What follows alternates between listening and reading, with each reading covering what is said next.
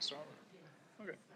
All right. Hello, everyone. I'm Stephen Lewis. I'm a PhD student in the music department, and I'm going to just say a few words in general about the subject of this panel before we get started with our last discussion of the afternoon. As a devoted music lover, Julian Bond understood music's potential to communicate across social and cultural divides. During the Civil Rights Movement, as it had done before and continues to do, music spoke to an American public that was sometimes unable or unwilling to hear the voices of protests emanating from Black communities around the country. It was for this reason that Professor Bond called the Freedom Singers SNCC's public face, explaining that they expanded student support for the Civil Rights Movement by showing, quote, an audience of our peers on white college campuses around the country who we are, end quote. Beyond the vital contributions of the Freedom Singers, artists ranging from Pete Seeger to John Coltrane would add their songs to the growing chorus of protest. Freedom songs like Oh Freedom, as well as popular songs like Curtis Mayfield's People Get Ready, and jazz performances like John Coltrane's Alabama made up the soundtrack of the movement. These same performances continue to inspire the spirit of protest that stirred a young Julian Bond and his peers all those years ago. This panel explores the continuing resonance of the Civil Rights Movement. The papers you will all hear this afternoon range from discussions of the cultural politics of freedom songs to the enduring power of oratory. The speakers will invite us to consider the numerous questions provoked by sound's central role in the movement. What work can music and sound do in struggles for social justice? What part do sonic imaginaries of race play in musical protests against white supremacy? How do modern technologies of mass media amplify or muffle the voices of dissent? We look forward to a stimulating discussion of these and other issues this afternoon. I want to take a minute to introduce the presenters that we'll be hearing from. All right, we have Jack Hamilton, Waldo Martin, Imani Perry, and Maurice Wallace. All right. Thank you all.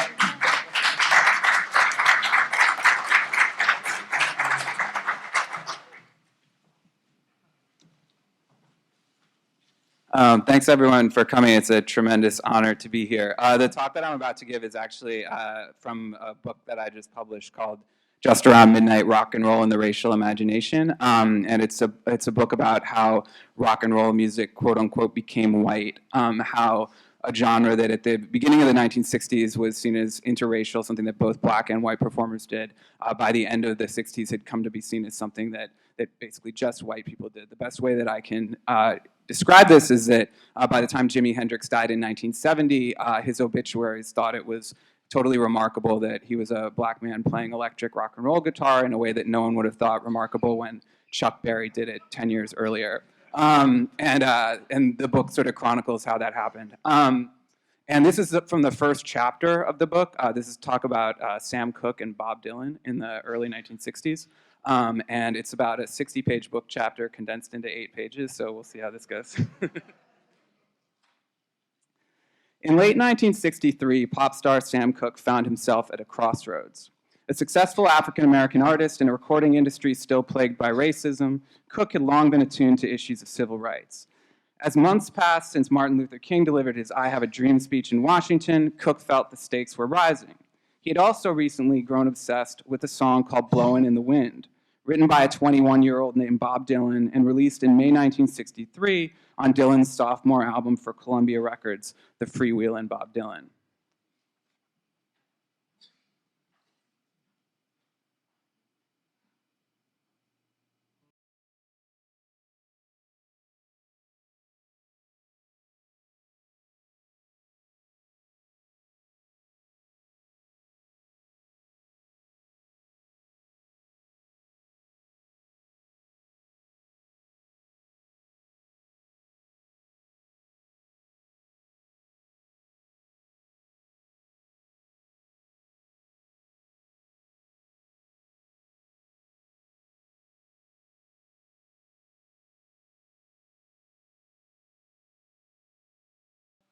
Okay, so that's blown in the wind. I unfortunately have to blow through a lot of these musical examples, but there are a few.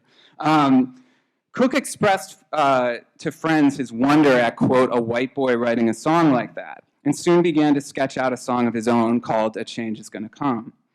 A potent mix of gospel imagery and secular fury, it was closer to the protest music of Dylan than the infectious pop that had garnered Cooke much of his success.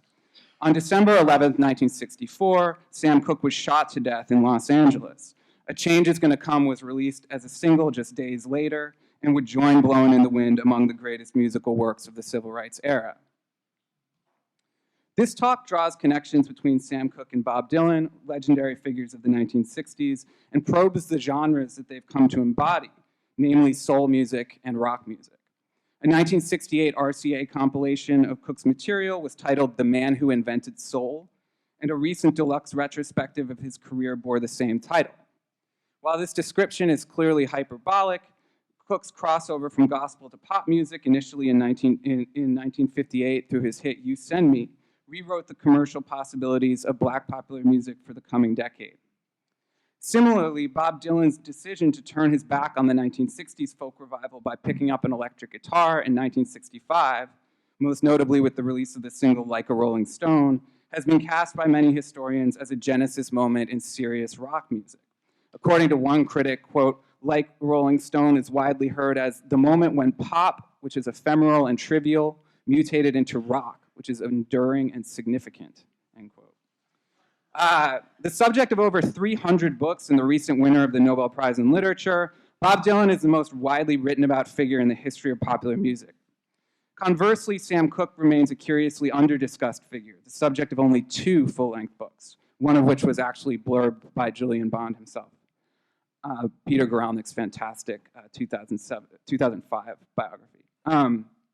I want to argue that Sam Cooke and Bob Dylan have functioned for critics and audiences in similar ways, and that the discussions and silences that surround them speak to broader ideological formations that have partitioned 1960s music by disguising racial difference through the language of musical difference.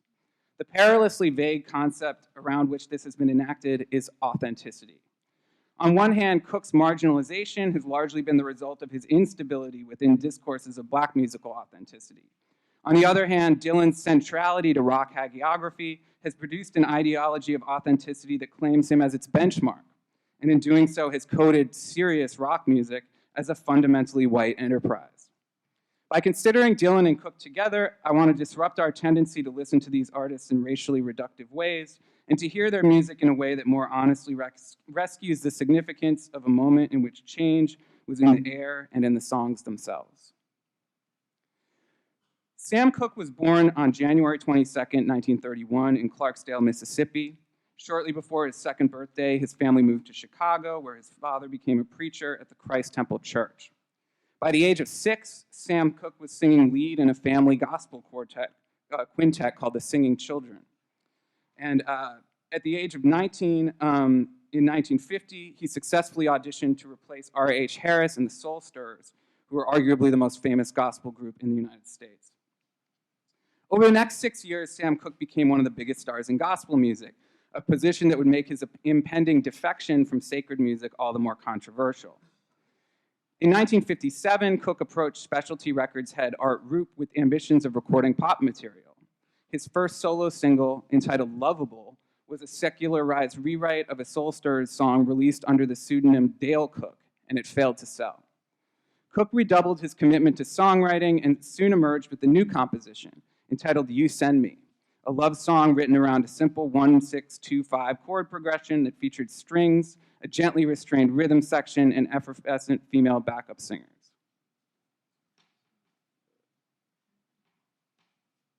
And this is You Send Me. Darling, you send me. I know you send me. Darling, you send me. Honest you do, honest you, honest you do. This is great. You Send Me was a smash hit, reaching #1 in the Billboard pop charts in 1958 and selling over 2 million copies. The success of You Send Me led to a contract with RCA Records and was followed by hits such as Only 16, Wonderful World, and Chain Gang. By the early 1960s, Sam Cooke was a major star who controlled his own recording imprint and regularly performed on national television. The perceived apostasy of Cooke's crossover from gospel to pop music was controversial in the religious community and has remained so in critical discourse. For many, Cooke's pop crossover has been characterized as an inauthentic compromise, with a number of writers implying that Cooke's gospel recordings provide a sort of, quote, aesthetic purity that his crossover recordings do not.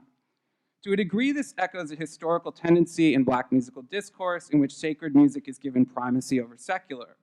During the early 20th century, many commentators made arguments for the slave spirituals as the pinnacle of African American artistic expression.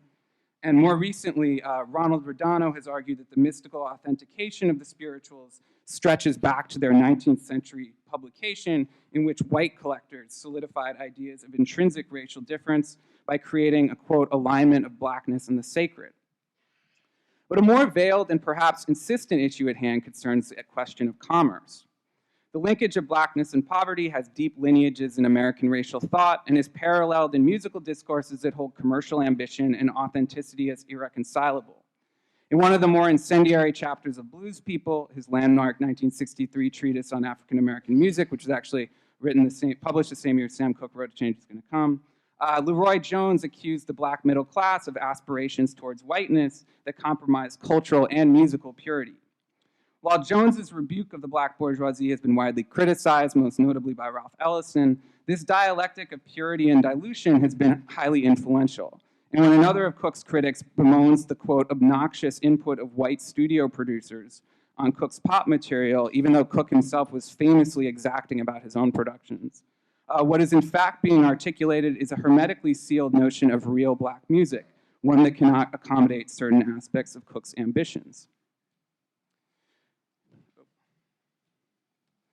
It's perhaps unsurprising that A Change Is Gonna Come is one piece of Sam Cooke's pop catalog that everyone can agree on, with even the singer's critics seizing upon its politics and gospel imagery as a return to his roots.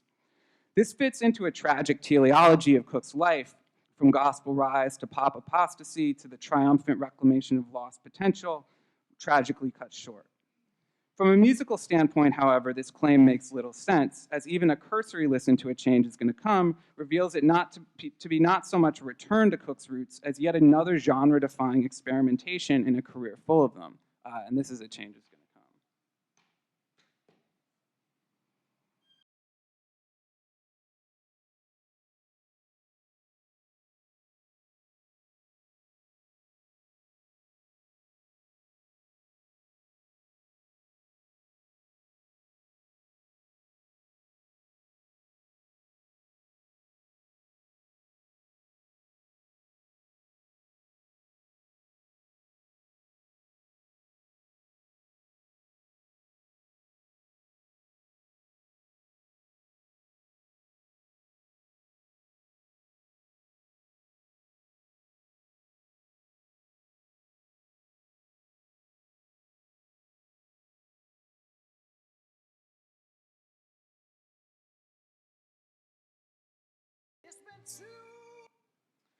If A Change Is Gonna Come's imagery and eloquent protest seem derived from the church, its orchestral backdrop and understated rhythm section recall the posh environs of the Copacabana.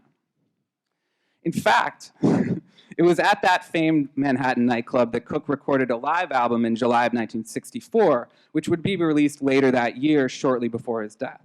The set is a mix of Cooke's own hits, standards, and the occasional folk spiritual, with one intriguing outlier, an upbeat and swinging rendition of Bob Dylan's Blowin' in the Wind.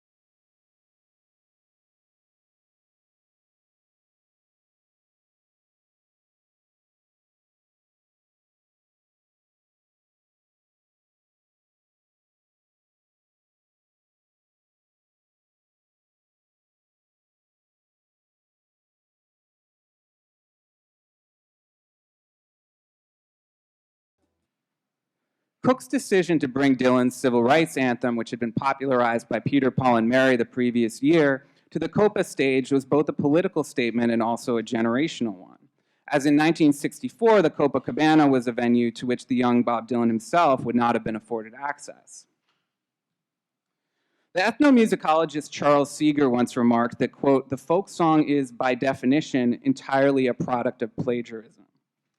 It's perhaps fitting then that it was Seeger's son, Pete Seeger, who first noticed that the melody to Dylan's Blowin' in the Wind was lifted from the 19th century slavery song No More Auction Block. In fact, a live recording even exists of Bob Dylan performing No More Auction Block at Greenwich Village's Gaslight Coffee House in 1962. You can hear very clearly that it's the same melody as Blowin'.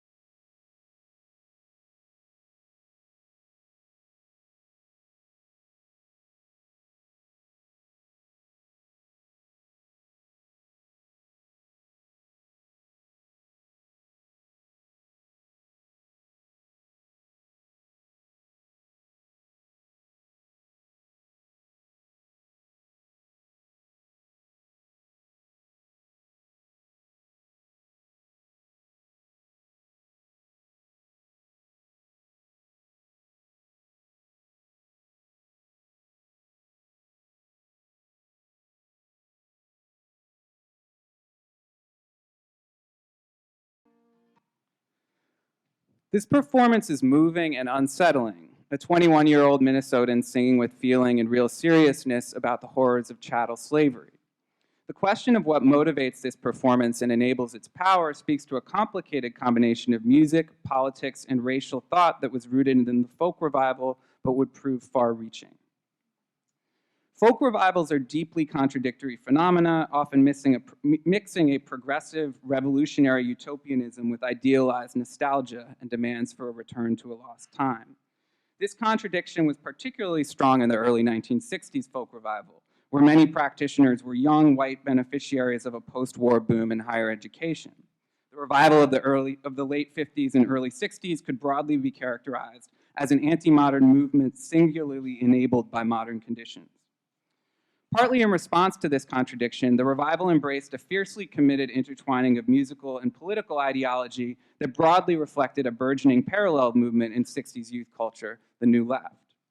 As historian Doug Rossenow has argued, the New Left was rooted in a philosophy that held political activism and self-actualization to be part and parcel of each other, what Rossenow calls a politics of authenticity. This was extended into the folk revival, where the performance of folk songs was seen as both an engine of authentic personal expression and a political act. Self-invention and identity transcendence were hallmark concepts, as seen in this quote from Pete Seeger discussing the singer Ramblin' Jack Elliott in 1964. When some people find, this is the quote, "When some people find that Jack Elliott was born in Brooklyn, he with his cowboy hats and boots, rough lingo and expert guitar playing, their first reaction is, oh, he's a fake. They're dead wrong. Jack reborned himself in Oklahoma. He didn't just learn some new songs, but he changed his whole way of living." In the late 1950s, much of the folk revival's political energy was focused on anti-bomb demilitarization. But as the early 60s arrived, its attentions became increasingly drawn to the civil rights movement. More and more revivalists began embracing African-American music, from blues to spirituals to slave songs such as No More Auction Block, and the performance of this music was often seen as a political act. For young white Northerners who might have felt otherwise removed from the Southern struggle, the performance of Black folk music took on an air of solidarity. Of course, this raised its own problems with regard to performance and authenticity, as the notion of a white folk singer inhabiting the spirit of Woody Guthrie was less complicated than inhabiting the spirit of, say, Blind Lemon Jefferson. The solution to this was worked out in a profoundly imaginative relationship to Black music that boiled down to a belief that Black musicians were engines of raw and unknowable power that existed exclusively in the past. Modernity and authentic African-American music were held to be irreconcilable to each other. By insisting that authentic Black music was always on the brink of extinction, the folk revival produced authority while simultaneously validating its own musical practices. This idea is laid plain in the pages of the Little Sandy Review, a small but highly influential publication founded in Minneapolis in 1960, the same Minneapolis folk scene that produced Bob Dylan. Take, for instance, the following passage from a 1963 article on young white blues musicians. Quote, "It seems inevitable that by 1970, most of the blues worth hearing will be sung by white men. For years, the younger Negroes have been losing interest in this old-fashioned form. No really significant young Negro blues artist has emerged since 1953. I have no idea for the life of me what happened in 1953. As the older singers pass their prime, the Negro blues seems doomed to certain extinction." Interesting, the author of this piece, Barry Hansen, is perhaps most famous for later discovering Weird Al Yankovic. He was a prominent folk critic. There is both a presumptuous and even odd prescience here, and the confidence with which the author casually holds forth on Black musical authenticity is striking. Such statements abound in the Little Sandy Review.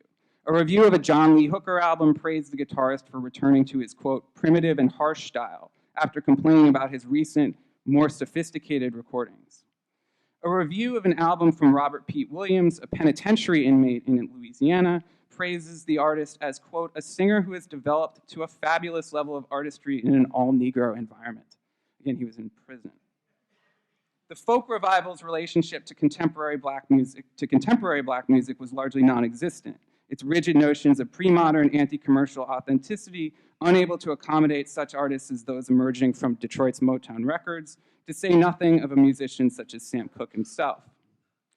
Bob Dylan's emergence as a central figure in the folk revival would complicate this, and his embrace of rock and roll music, most iconically in the release of his single Like a Rolling Stone, and his performance at the Newport Folk Festival in 1965, would precipitate his excommunication from the folk community. Tellingly, one of the more common epithets thrown his way by hardline revivalists was that of sellout, a word that encompasses the anti-commercialism of the folk revival while mirroring the accusations of treachery that were also directed at Sam Cooke. In years since, though, Dylan's electrification has come to be heard as a foundational moment for rock music. Inducting Dylan into the Rock and Roll Hall of Fame in 1988, Bruce Springsteen recalled the snare drum hit that opens Like a Rolling Stone as sounding, quote, "like somebody kicked open the door to your mind." A nice bit of imagery whose hyperbole indicates the level to which the song's importance has been elevated in history. This is Like a Rolling Stone.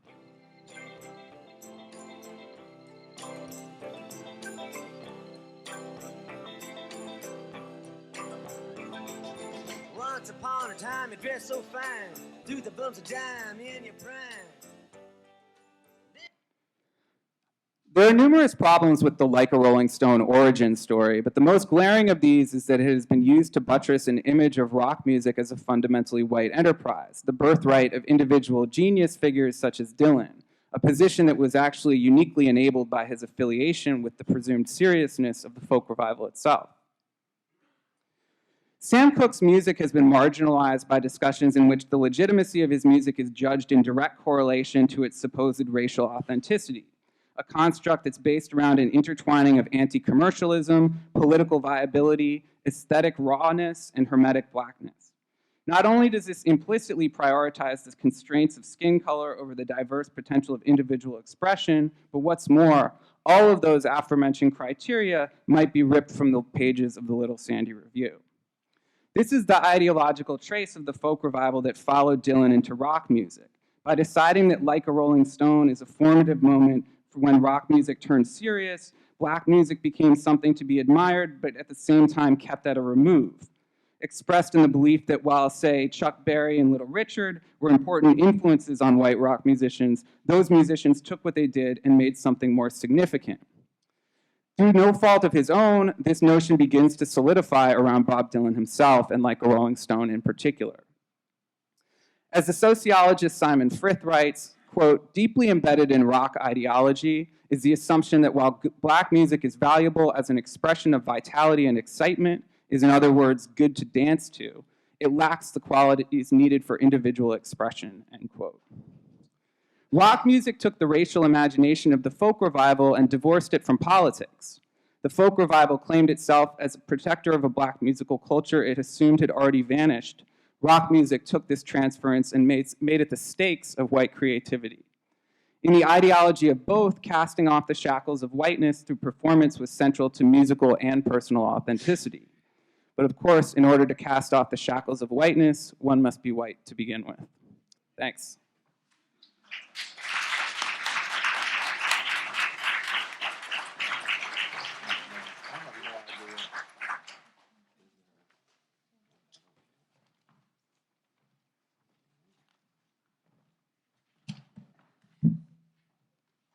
How's everybody? Good, good. So I wanted to just, I know I have to watch my time, but I did want to just say to begin with that I'm so grateful to be here. I'm grateful to Dr. McDowell. I'm grateful to all of the members of SNCC who are here. I'm grateful to have the opportunity to honor Julian Bond and his legacy.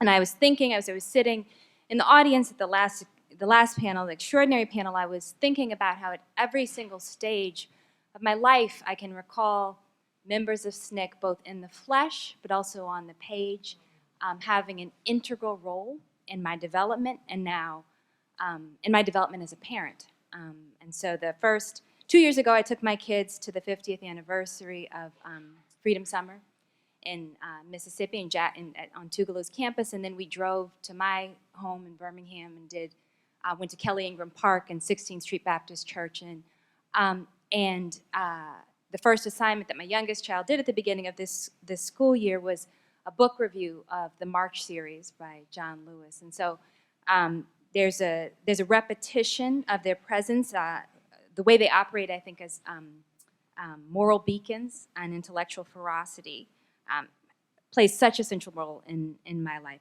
And so part of what I want to talk about today is a book that I have that's coming out that's on the history of the Negro National Anthem, or later the Black National Anthem, Lift Every Voice and Sing. And what's interesting for me is that 10 years ago, what I was able to do with this book would not have been possible. The digitization of newspaper archives, of school archives, meant that I was able to amass well over 5,000 documents in a handful of days related to the project. And one of the names that continually appeared in those documents was Julian Bond, for a number of reasons, and also his father, Horace Mann Bond. And I'm going to talk a little bit about that in relationship to the project. I mean, one obvious reason for this is that he was the first person to compile a book about the history of the song. In the year 2000, for the 100th anniversary of its authorship, he put together a coffee table book of 100 people reflecting on 100 years of the song. And it's an extraordinary, it was an extraordinary guide for me about how to pursue my research. It disciplined it.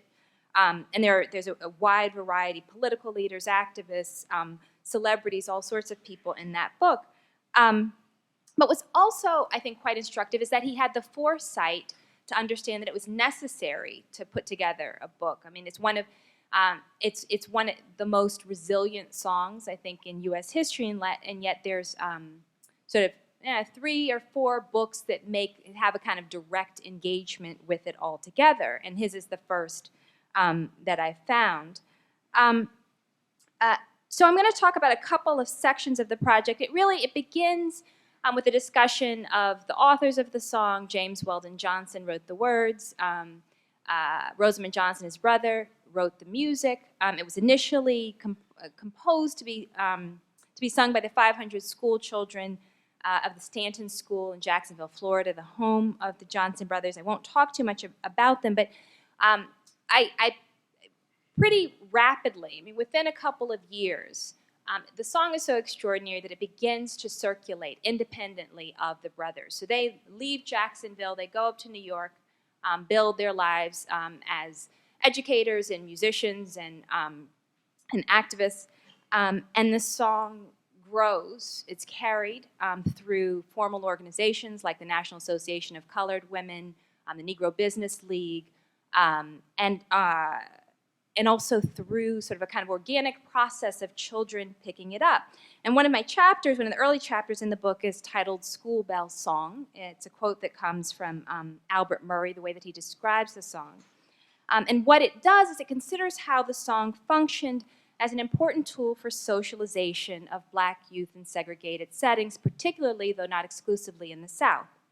And so the way that I describe it is as a signature feature of what I call Black formalism, which is a set of rituals, codes, performances that were part of Black community traditions. We talk a lot about the vernacular in the academy, which is important, but there's also this really robust formal tradition, including the church, but beyond the church. And schools were an important site for that. So I talk about the ritualistic singing of the song in schools that both preceded and followed the formal adoption of the song by the NAACP as its official song in 1920.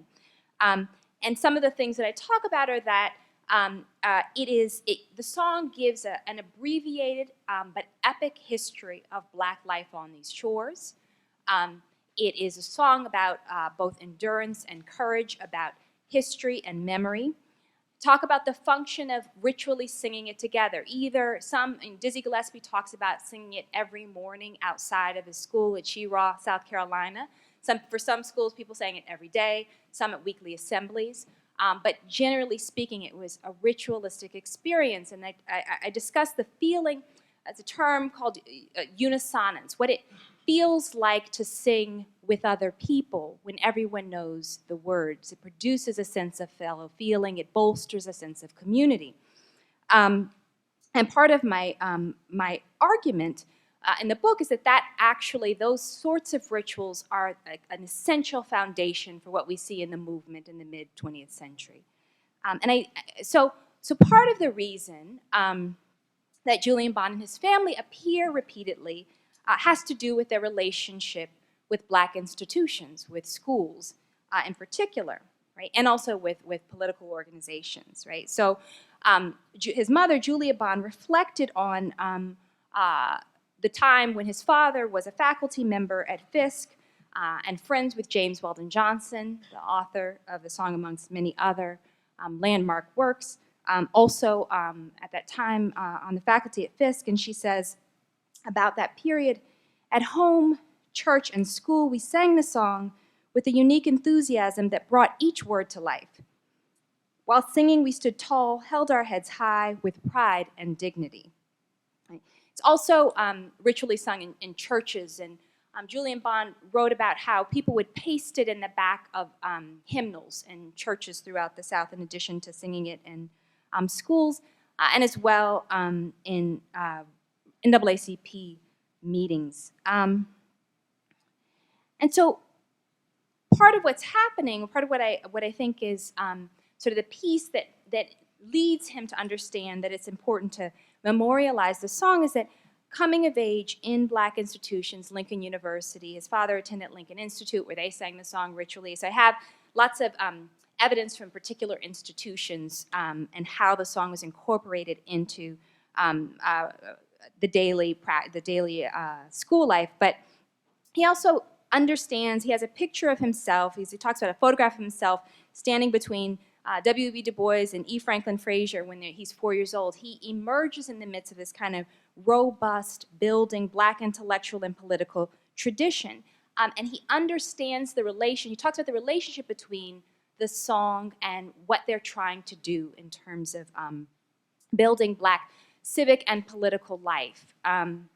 He wrote in 2000, sociologist E. Franklin Frazier pointed out that in Lift Every Voice and Sing, James Weldon Johnson endowed the African-American enslavement and struggle for freedom with a certain nobility. Frazier further noted that Johnson expressed an acceptance of the past and confidence in the future. It is likely that Johnson was attempting to cultivate a sense of history among the race.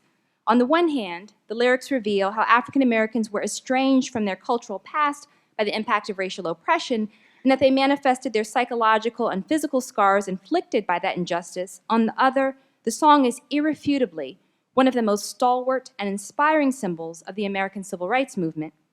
Not wanting African Americans to lose hope, James Weldon Johnson included in the lyrics none of his pragmatic reservations regarding justice for his race. So this observation about the significance, I just want to give a couple of quick references to how I see the song evidencing itself in daily life. So the Lincoln Institute, which Horace Mann Bond attended, was founded in Shelby County, Kentucky. It was a response to the United States Supreme Court ruling that upheld Kentucky's state court ruling that the integrated Berea College violated the state segregation statute in 1908. So Berea educators and board members, as well as sort of activist friends of the school, they don't want to give up the mission of educating black children. And so the Institute emerges in the aftermath of that decision. It's initially imagined it's going to be a high school and a college, ultimately becomes solely a high school. But the founders were forced to make it a boarding school because local white landowners in Shelby County thought that if they built a great high school for black children, too many black people would move to the area. So they created a boarding school instead. And you can see in the program of the school, the daily programs of the school, the regular singing of the song, but also in other kinds of institutions as well, right? So the Beulah Rucker Oliver School in Gainesville, Florida, which was founded in 1914, every day started with both devotions and singing of Lift Every Voice and Sing. And they combined it with the study of African American history as a regular part of the curriculum, including lessons on Frederick Douglass, Nat Turner's Rebellion, reading and reciting poetry by Langston Hughes and James Weldon Johnson. And the founder and principal of the school, Beulah Oliver, often wrote plays that her students would perform.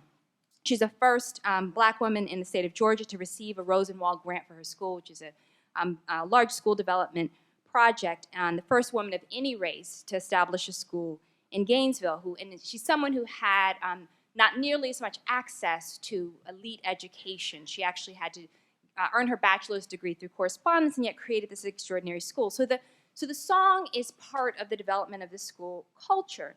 Something interesting. One more thing. One aspect of the ritual was that is really important is its role in Negro History Week that was established by Carter G. Woodson, really beforehand, but he formalizes the practice of Negro History Week. And you can see in this publication, Negro History Bulletin, there are curricula regarding how to teach about the song, how to use it in programs during Negro History Week in February between where Lincoln and Frederick Douglass's birthdays are. And so there's a clear kind of pedagogical impulse in black communities about the song serving a very particular kind of function, right? So I go through various political movements. I have a lot of discussion of the Southern Negro Youth Congress that Mr. Cobb spoke about on the last panel. But I also am interested in something that happens differently in 1960 with the beginning of the sit-in movement. I don't think it's an accident that it begins in February. So these are young people who have been socialized into the month of February being the occasion for them to reflect on their history, on their culture, and on the struggle ahead. So the sit-in movement begins in February. On the first day, right, there are 4 students. On the second, there are 30. On the third, 50. They weren't the first sit-ins, right, but they signal a shift in a student movement, more insurgent, more improvisational. By the end of February, right, that month during which young people had been raised to cherish, right, the month devoted to honoring their ancestors and freedom fighters, 50,000 students had conducted sit-ins all over the South. And so Bond's central role in the establishment, in the development of the sit-in movement and in SNCC is important for my work because one of the shifts is away from Lift Every Voice and Sing to the freedom songs. And I talk about it as a shift because in protests in the 30s and 40s, right, Brotherhoods of Sleeping Car Porter protests, various kinds of National Association of Colored Women protests in Washington, they sing, lift every voice and sing. The shift to freedom songs is complicated. I think there's more. I don't quite have enough time to discuss it all, but I think there's a couple of things that are important about it. You can see now there's a wonderful archive of SNCC members' memories of the period. In particular, Faith Holsert and Bernice Johnson Reagan speak beautifully about why the shift took place. Right. So part of it is you begin to have people coming from all over the country to the South, people who have not been socialized to sing the song. Right. Both black and white. Right. Bernice Johnson Reagan reflects on being surprised that there's so many people who don't know the song. But there's also something about the improvisational quality of freedom songs that is consistent with the kind of insurgent shift to a different type of organizing, to a form of organizing that is in many cases led by young people. And so it makes sense. But there's also another transition that happens, and one of the things I talk about is that if you actually pay attention to Dr. King's speeches, for example, there are several times over the years when he cites the second verse of "Lift Every Voice and Sing," and those are at the darkest moments of the movement when it appears that the death is unrelenting. It's unclear whether change is going to come. And what I think is instructive is that about the transition to freedom songs is that in the 70s there's a pivot back to lift every voice and sing. It's interesting because it's a moment where there also, in many ways, we talk about a turning inward to black political movement again. I like to think of it as opposed to, some people talk about it as a shift to nationalism and militance. But I also think that we can think about it as sort of the failure of white America to respond with open arms to the proposition of a new order in the society. The massive resistance in the South, the violent responses in the North as well, to the vision of an integrated society. And so the turning inward in some ways parallels the moment at which Lift Every Voice and Sing is written. It's 5 years after the passage of Plessy versus Ferguson. It is after the promise of Reconstruction has been denied. Something has to happen different. People turn inward. And there's another shift in the 70s. And so I like to think about the presence of Julian Bond as a newly elected state representative in Georgia at the National Black Political Convention in Gary, Indiana in 1972. And I'll end here. And the program, the Leroy Jones, who's just been mentioned, was the program chairman for the Congress of African People, who was present there. 42 states are present: Jesse Jackson, Coretta Scott King, Roy Innis of CORE, Haki Madhubuti, a Nixon aide, Robert Brown, Julian Bond. The convention's theme was unity without uniformity. There's a wide range of black political imaginaries present. And one attendee recalled, of course, not everyone was there.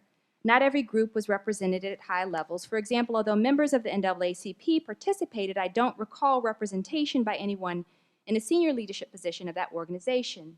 Nevertheless, the convention was a hopeful sign. I was there and found the proceedings extremely moving. The dialogue was heated at times, uplifting at others. When the audience rose to sing Lift Every Voice and Sing, with fists raised in the air. Yes, even Coretta had her fist raised, and I had the photo to prove it, right? It was amazing. Okay? And so I think that for me, part of the reason that's instructive is that the shifts in the movement in which Julian Bond is a signature feature in all of them, right, while maintaining a deep set of commitments that we already heard talked about in SNCC, right? The song is traveling with him, right, and it ebbs and flows with him. And now, the last thing I'll say is I'll just tell a brief story. So I was thinking about writing this book, and my older child came home from school one day, and he was singing the song. And I said, where'd you learn that from? Because he didn't have the same kind of experience as I had as a child, and there's a certain anxiety that we often, middle-class Black people often have about whether our children will get access to all of the great things about our culture. And so I was heartened, but I was a little bit confused. He was learning it at his, predominantly white progressive Quaker school. And so when we went home to Birmingham for Christmas, I said to him, why don't you tell the family, tell everybody what song you've been learning? And so he stands up, because he has been socialized in that, Southern performance tradition. So he stands up and starts singing, and all my aunts and uncles and my mother stand up with him and raise their fists like this. Right? And so I'm going to end there, but really the point of everything that I'm saying is that I'm so appreciative to Mr. Bond for opening the space for me to do this kind of work.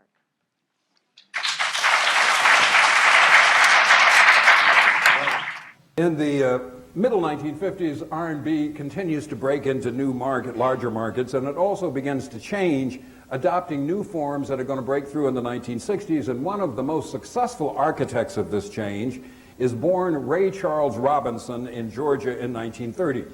He grows up listening to the Grand Ole Opry as a child.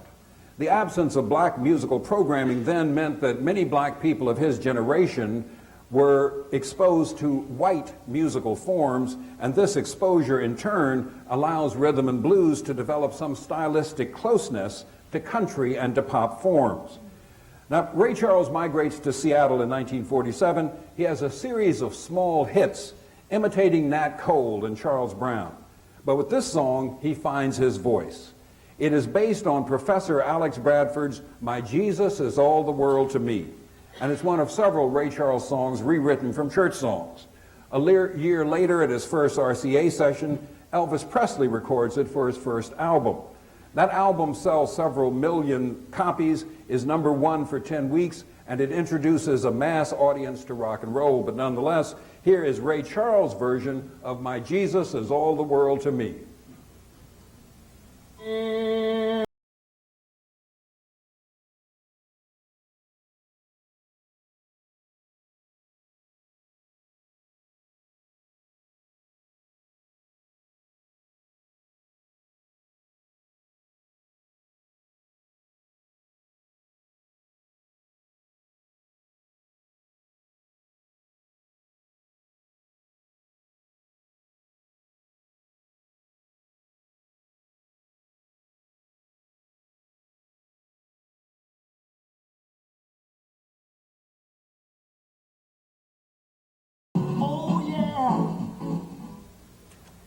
Charles Edward Anderson Berry is 29 years old when he becomes teenage America's first guitar hero.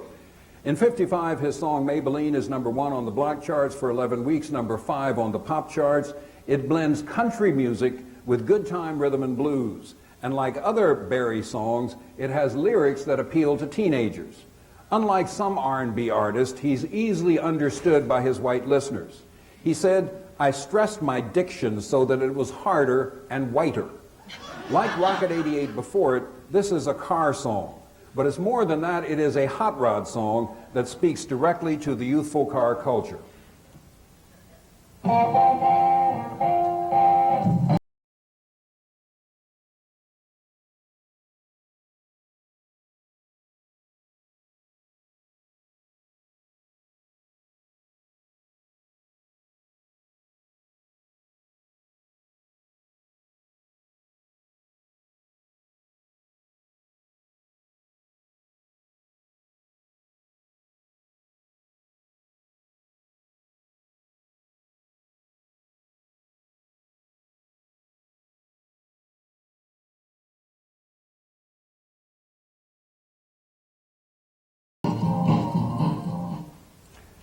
Richard Wayne Penniman was born in Macon, Georgia in 1932.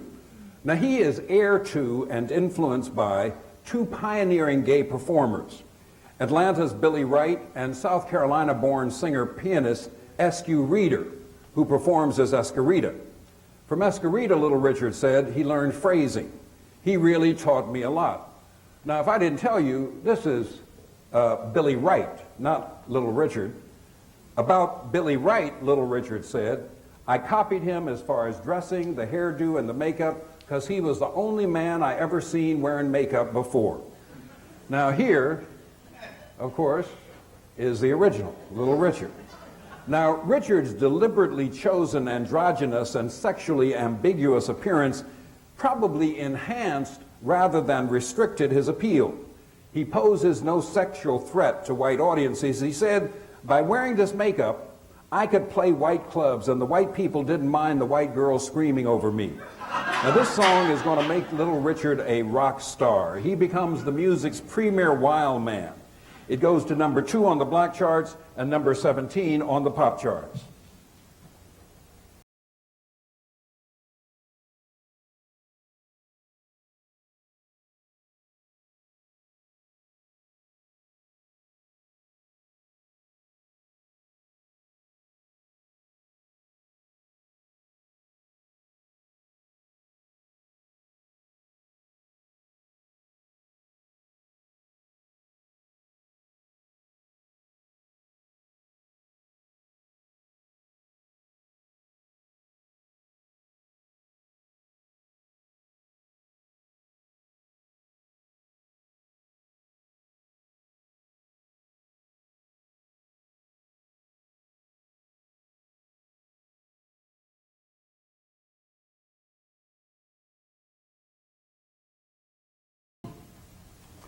Carl Lee Perkins was born in '32 to a sharecropper family near the Mississippi River in Tennessee. And as a young man, he grows up listening to the Grand Ole Opry, but a great impression is made on him by a black blues man, Uncle John Westbrook, who lives a field away from the Perkins family.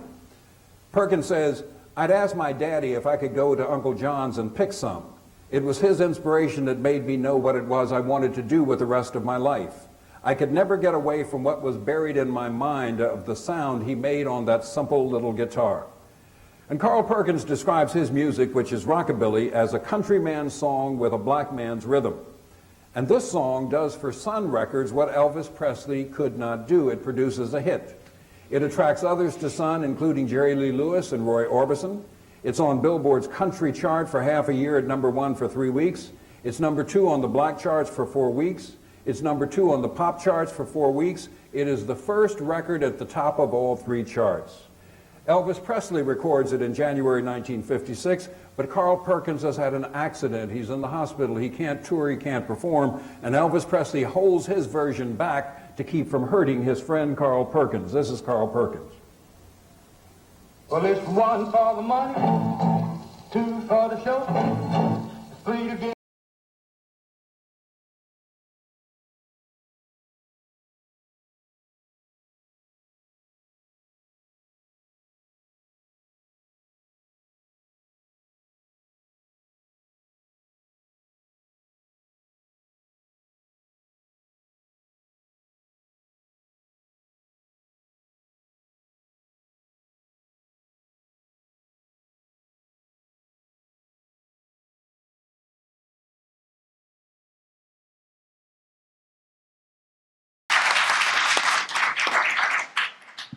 That's the Julian I knew. And one of the things I've had in my life are a lot of blessings, and I consider the time I spent with Julian one of those blessings. This came about because Patricia Sullivan and I were co-directing a series of institutes at Harvard's Du Bois Institute on teaching the history of the Civil Rights Movement. And for a number of years, Julian was a core faculty member. And when I say core, I mean core.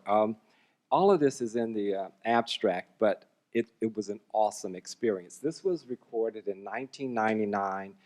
PBS, WGBH thought that they could create a program out of what we were doing. So they recorded everything we did that year.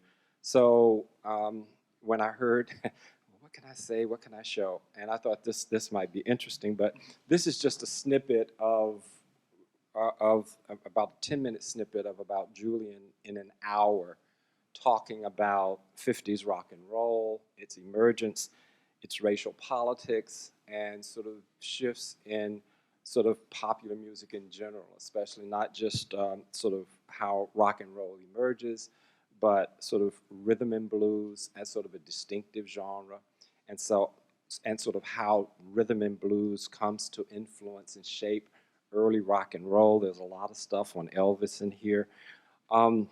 But to give you some sense of Julian and his importance, he not only did this, and over time it got more elaborate. My favorite was the year he showed up in this sort of like print shirt, and he had on his sneakers that had like piano keys. And he was always looking for an angle to make the performance better, and that was quite a year. But Julian did a lot of things. Not only did he do this, but that very same year, Julian and Peter Goralnik entered into a conversation about their own sort of how they both came to music in the 50s. And it was pretty extraordinary because, as you mentioned, Peter is one of our national treasures. He's written the book on Elvis Presley, so if you're interested in Elvis, you should definitely read his 2-volume biography of Elvis. I agree with you, his work on Sam Cooke is pretty awesome. He has a new book out on Sam Phillips, and he's a cool guy. But he and Julian sat down for about an hour and a half and just talked. And we were all edified. But in addition to that, Julian sat down with Joanne Grant and talked about the role of women in the movement. He sat down with Joanne and Howard Zinn and talked about SNCC and student movements. We were blessed to have James Foreman that year. So he sits down with James and they talk about Black Power and SNCC. And then Brother Cornel West shows up, and Cornel, well, I want to be part of this too. And so we had a reprise with Cornel, Peter, and Julian going at it about the state of popular music in the 50s and the 60s. So when I was asked to speak, I said, well, Julian speaks much better about himself than I do, so I wanted to show you this. But what was the upshot of all of this? At these institutes where we're trying to engage young teachers and young scholars about the movement, one of the things that's very important to me is to have a very capacious view of the movement, not only chronologically, but thinking about on the ground, as a few people have mentioned, what indeed the movement was. And so my own interests are very much driven by a deep-seated commitment to thinking about something I call movement culture. And when I think about movement culture, it goes in all kinds of directions. And the kinds of conversations I had with Julian really helped me to sort of solidify and to push further in terms of thinking about this. One of the things that I really sort of learned from Julian was thinking about a theme that has crossed a lot of the sessions here, and that's listening and hearing. And listening and hearing music in particular. I heard someone utter sort of a phrase that I always sort of respond to, and that's music as a soundtrack. For me, music is a whole body experience. I feel it, it's here. And this is music that means something to me. All music doesn't mean something to me.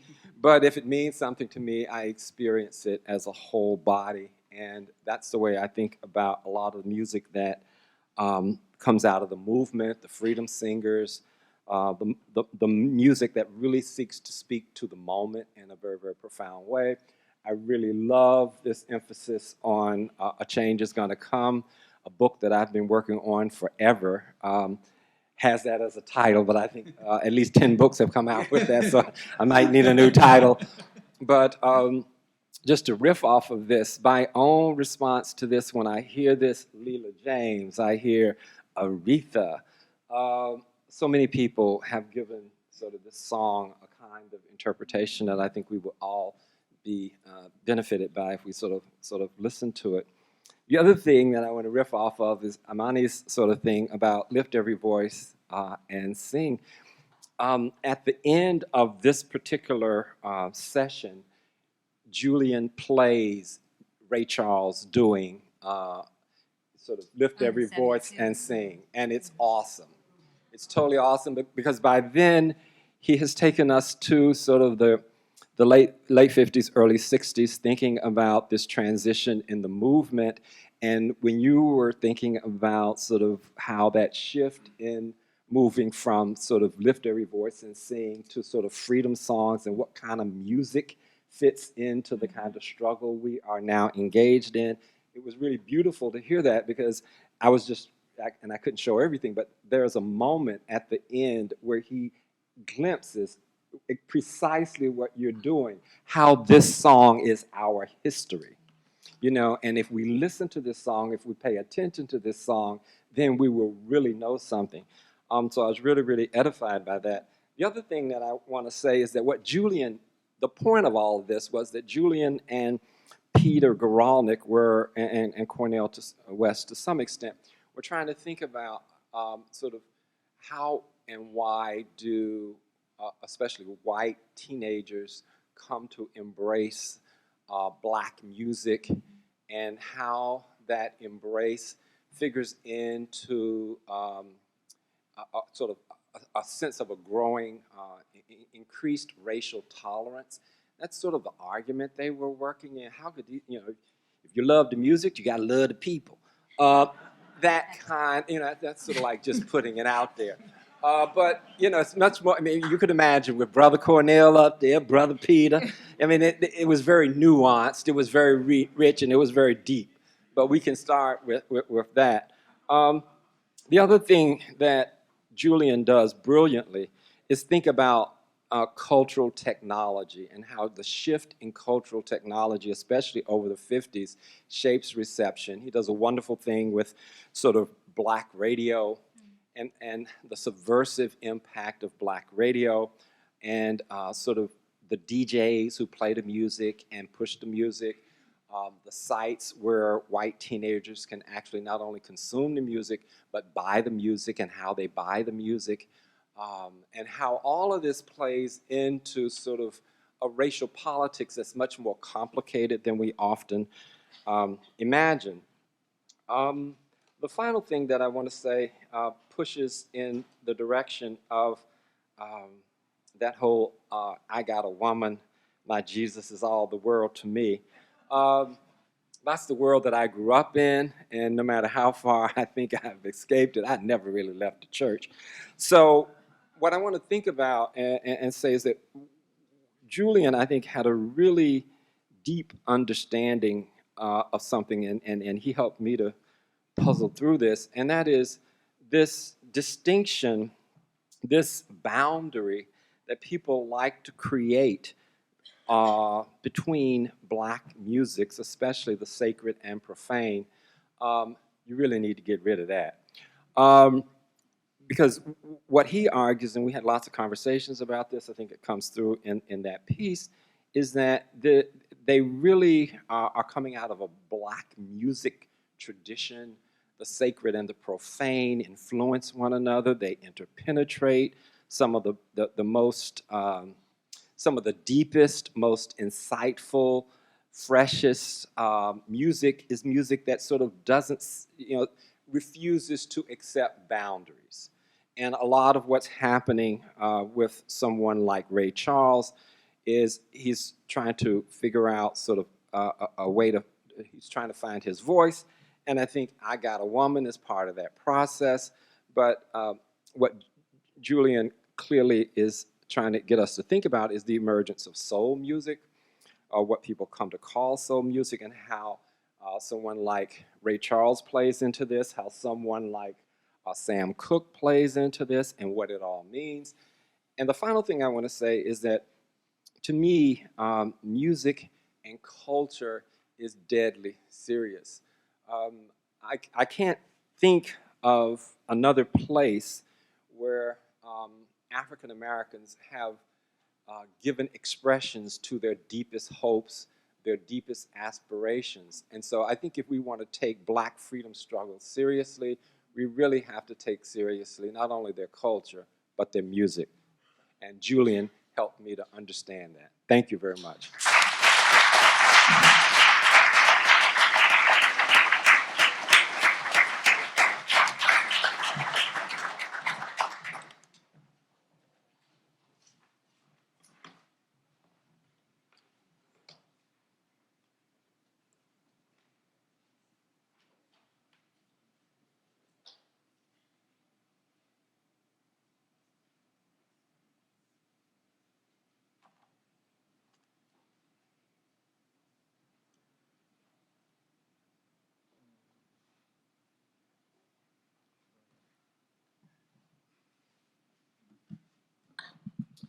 Good afternoon.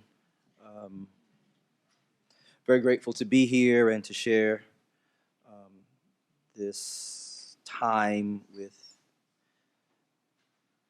these distinguished panelists, including, in a sense, Julian Bond as a panelist, virtually speaking.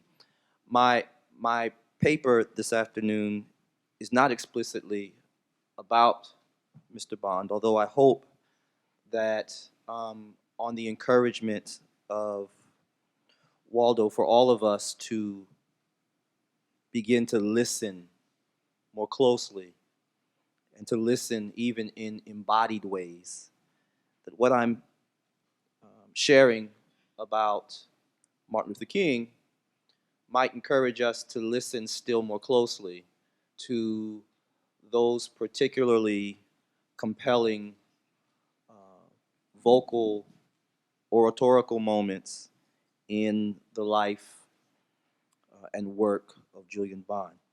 I'm starting this afternoon with an epigraph from a book called Ghostly Matters by Avery Gordon. She writes, "Power can be invisible. It can be fantastic. It can be dull and routine. It can be obvious. It can reach you by the baton of the police. It can speak the language of your thoughts and desires. It can exhilarate like liberation. It can travel through time, and it can drown you in the present.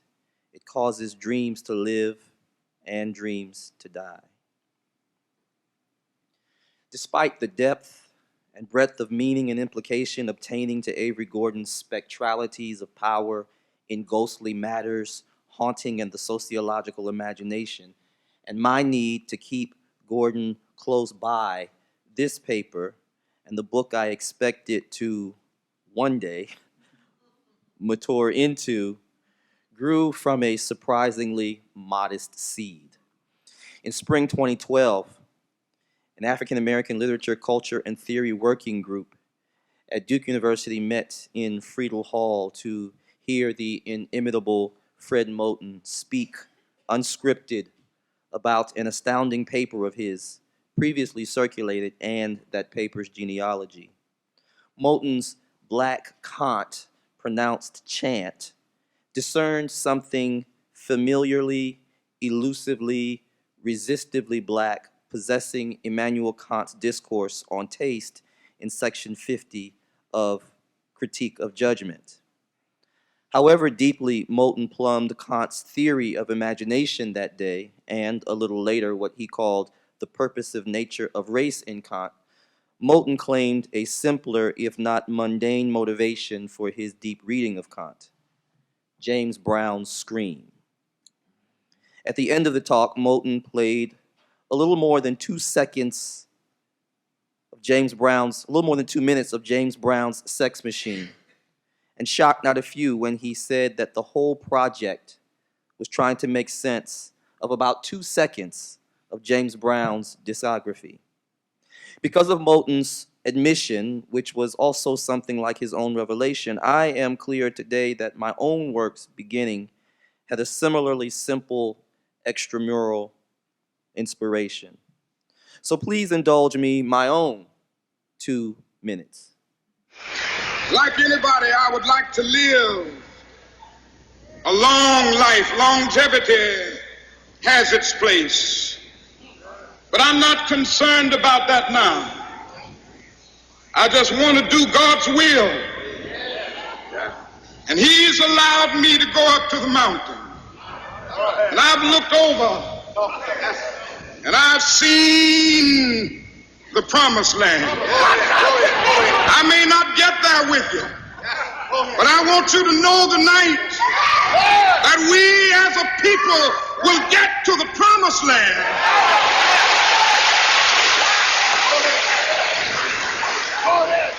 So I'm happy tonight. I'm not worried about anything. I'm not fearing any man. Mine eyes have seen the glory of the coming of the Lord.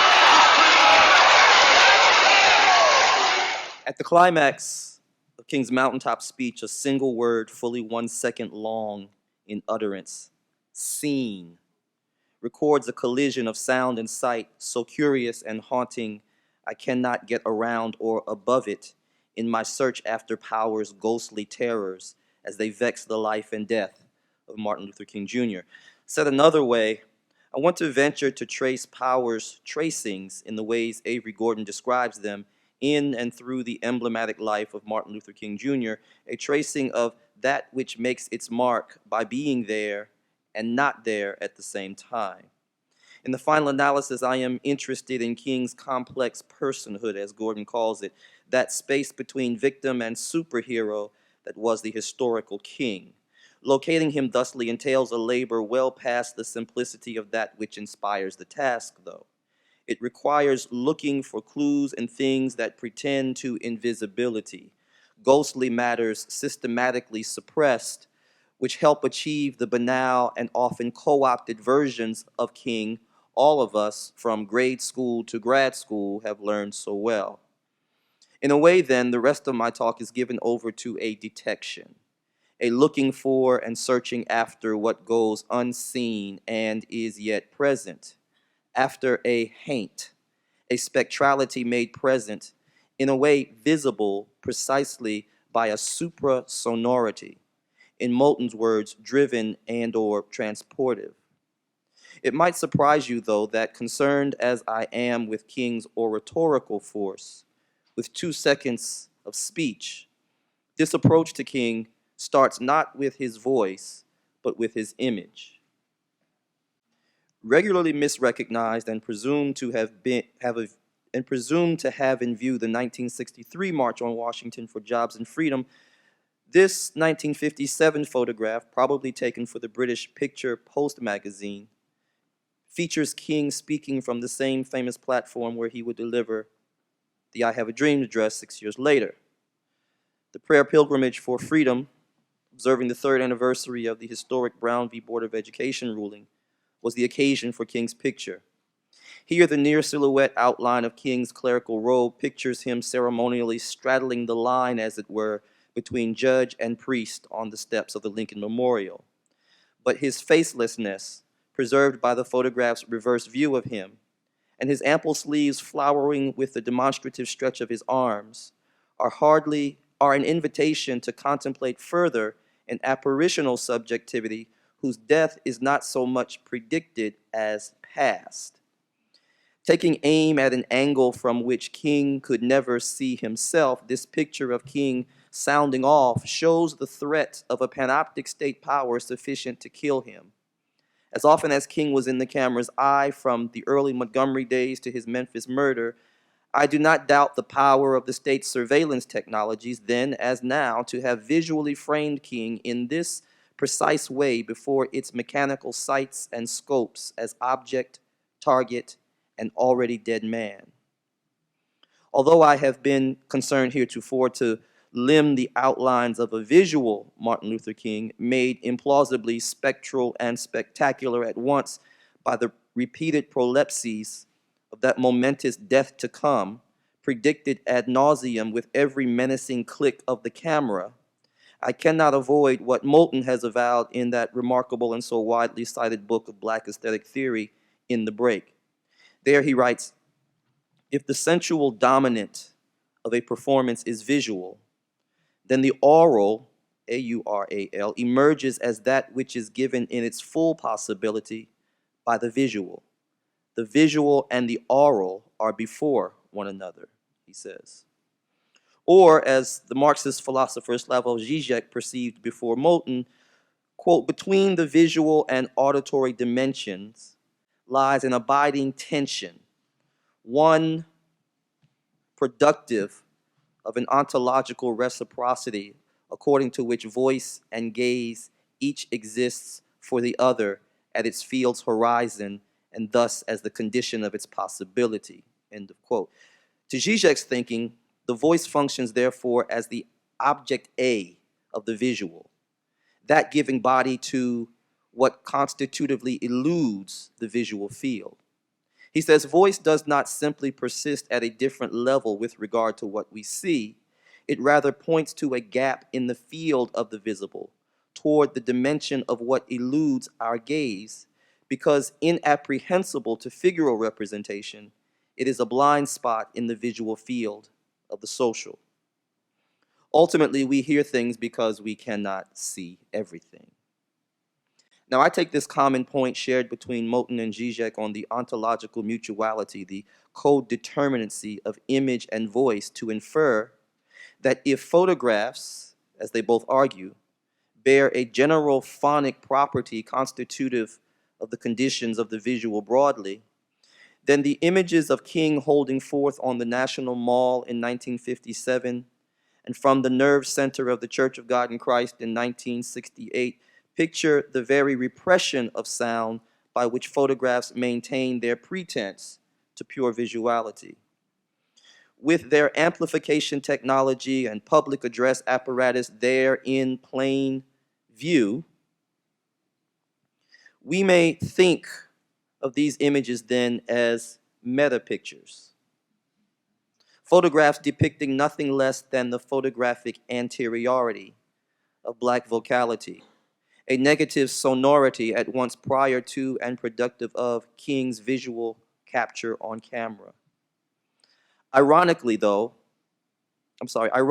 platform, pulpit, and the hard metal apparatus of the public address system of the 1950s and 1960s do not fail to hint at this repressed remainder buried behind or somewhere very deep within the pictures of King preaching or performing speech-making, the amplification apparatus especially, so wholly naturalized into the scene of speech and performance, it passes nearly unseen, deafens the view to the very sounds helping to achieve the picture as such. In other words, amplification may have augmented the tonality of King's voice in Washington and Memphis, but it was also certain that the technology helped to mute the constant clicking of the state threat in cameras, recorders, timers, and triggers, and all their sonic terror for a figure like King. Still, there is much more at stake here in surfacing photographic sound than a forced presencing of what lies clandestinely out of view of the regular framing of King preaching. For all we have come to know or presume to know about King's sound, that is, however systematic or otherwise intimate our appreciation today of I Have a Dream, or say, the drum major instinct is, to know the rhetorical architectures and declamatory grammars cohering in King's texts is to know much less than there is yet to know about King's sound.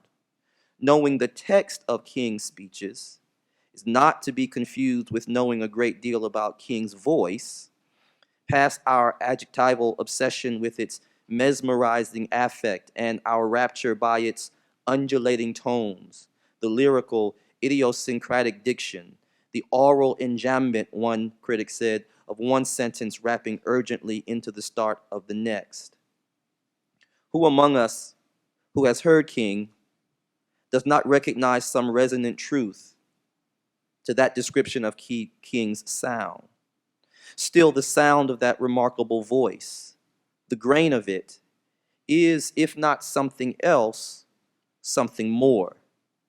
The grain of King's voice, that something else there beyond or before the meaning of words, is best heard or sensed orally in that soaring vibrato speak, whose pathos and authority so many black clergy, elected officials, and public intellectuals have sought and failed abysmally to replicate. King's vibrato, the play of overtone and resonance, lament and ecstasy, is the approach to a black meta voice bearing the weight of accumulated black injury, rage, and creative suffering.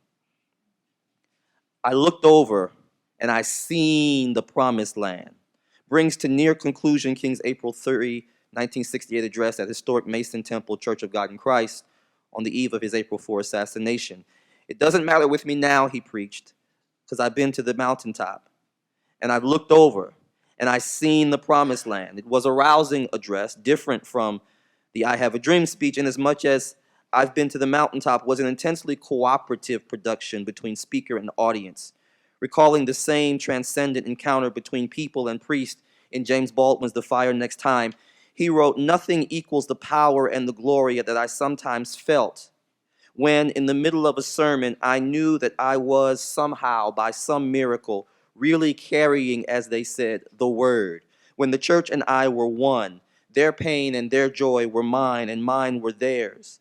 They surrendered their pain and joy to me. I surrendered mine to them. And their cries of amen and hallelujah and yes, Lord, and praise his name and preach it, brother, sustained and whipped on my solos until we all became equal." Carrying, as they said, the word is no throwaway expression here. It cannot but name the maternal condition, carrying the world as word in the womb of mother tongue, in and at labor, breathing the body's labor. It is the sound of the mother tongue, as Nathaniel Mackey says, creatively hallucinating a new world, where the difference obtaining between word and world is nearly exploded. More immediately, however, in the maternity of carrying, as they say, the word, is an acknowledgement of the object status of the voice. While it would seem to issue from the body, according to Zizek, voice and gaze cannot be pinpointed. At bottom, voice emerges a priori. He says this: "The moment we enter the symbolic order, an unbridgeable gap separates forever a human body from its voice. The voice acquires a spectral autonomy. It never quite belongs to the body we see, so that even when we see a living person talking, there is always some degree of ventriloquism at work. It is as if the speaker's own voice hollows him out and, in a sense, speaks by itself through him." One wonders if King's quote-unquote heavy-chested 173 pounds, as a Time magazine writer described him, was not perfectly barreled, hollowed out by a voice not altogether his, for carrying, as they say, the word in vivo. Built for it or no, one thing is certain. At Mason Temple, King delivered, spoke the sound of blackness itself. From the pulpit there, the spectral voice carried, testifying to terror seen and unseen, though still yet devoted to the eschatological hope of freedom that was his consistent text. King's vibrato resounded to the rafters, exemplifying that phantasmatic vocality which floats freely in the mysterious intermediate domain, and thereby, with the aid of audio, architecture, physical gesture, and costume, acquires the dimension of omnipresence and omnipotence. If the picture of King performing, preaching, or speech-making is, as I have maintained, the picture of King always already dead, each photograph bearing the shadow menace of the assassination which is to come, then even on the night prior to its deadly achievement, King speaks in Memphis as from the dead. His tremolo, "I seen the promised land," a death rattle, and a visitation of spirits. Oriented, therefore, toward a silence that reverberates precisely because there are no words fully fit to the non-world, the vibrato is vestibular to the perfect pitch of the terrible and the sublime that go impossible to represent. simultaneously excessive and partial. King's vibrato is a bridge between the verbal visual and the substance of life beyond what we can see or dream. If photography may be looked to sound off, to reproduce not only the object of the camera's attention, but the noisiness of that which no camera can ever see much, but the noisiness no camera can ever see, much less reproduce, then watching King performing, preaching, or speech making is at root listening, not to King proclaiming the dream, but to King dreaming, dimly picturing the promised land as he gives voice to an eschatological vision of integration and democracy, literally seen, glimpsed directly under his nose, and heard, echoed dialogically from the mouths of the multitude before him. And from that great cloud of witnesses, one hears faintly singing somewhere just above King's head. Thank you so much. At this point, we have time for a couple of questions from the audience. Yes. Yeah, I would just like to mention a factoid about Bob Dylan. His last name was really Zimmerman. And like myself, he grew up Jewish in the Midwest, although he's older. And I was sure to guess that you grew up, especially he's older, grew up in World War II, happened while he was, a young boy. I'm a child of survivors, grew up in Detroit. And it was a real feeling of, an identity with the civil rights movement. We as others, we believed in Cooke along, and I think that really has to do a lot with his narrative of also identifying with the civil rights movement.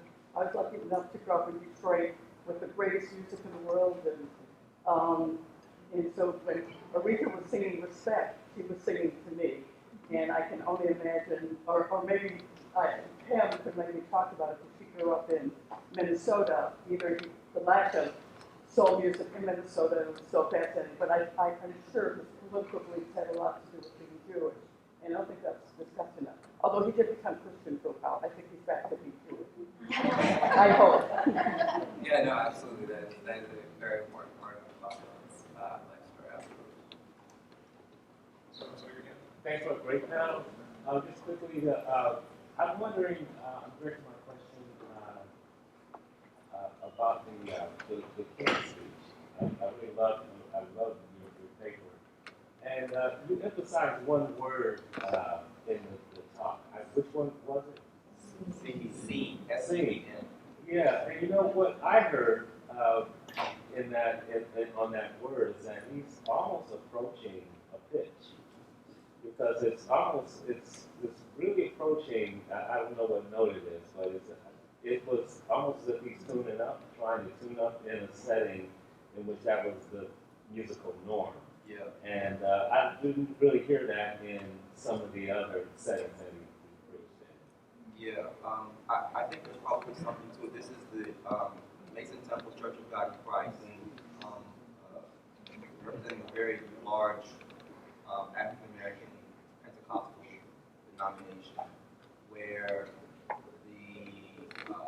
performative practice of tuning up the preacher reaching the place of musicality in his or her delivery would have been quite common. Although what's ironic about that is that Charles Mason himself, the figure after whom the church is named, had much less of a charismatic form of preaching. He was he had charisma, of course, but not the same sort of performative charisma that we identify with King.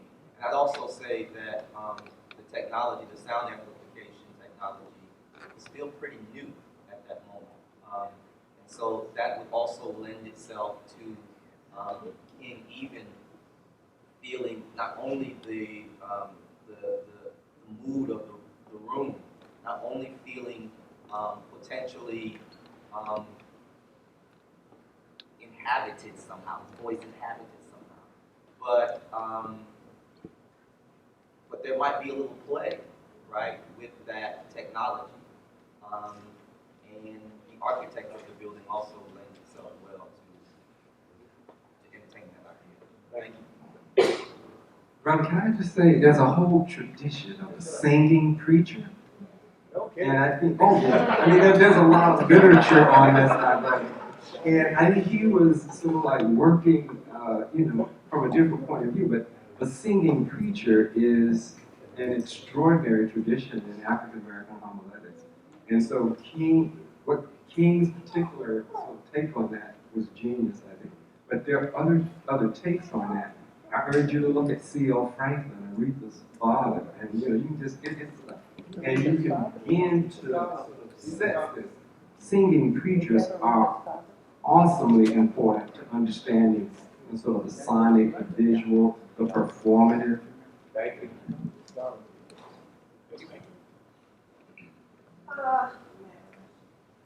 I'm so glad I came because you start out on the left with this scholar who is playing this music and then kind of riffing in a really pretty solid way. I haven't seen you go on.